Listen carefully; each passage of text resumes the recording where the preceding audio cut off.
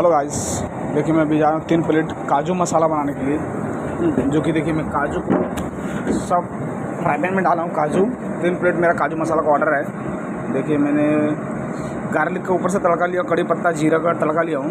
उसके बाद मैंने चॉप मसाला ऐड किया हूँ। 3 प्लेट मेरा काजू मसाला का ऑर्डर है। देखिए मैं थोड़ा सा उसमें बटर ऐड किया हूँ।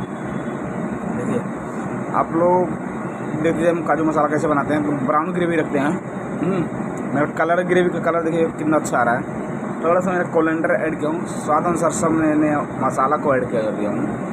देखिए मेरा काजू मसाला ना कितना अच्छा ब्राउन ग्रेवी रहता है।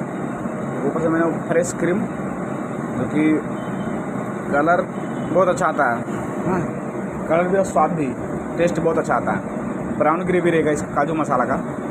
देखिए मेरा काजू मसाला जो कि अभी बन के रेडी हो गया है। 3 प्लेट मेरा काजू मसाला का ऑर्डर था। देखिए आप लोग देखते हो तो लाइक और सब्सक्राइब शेयर कर दिया करो भाई।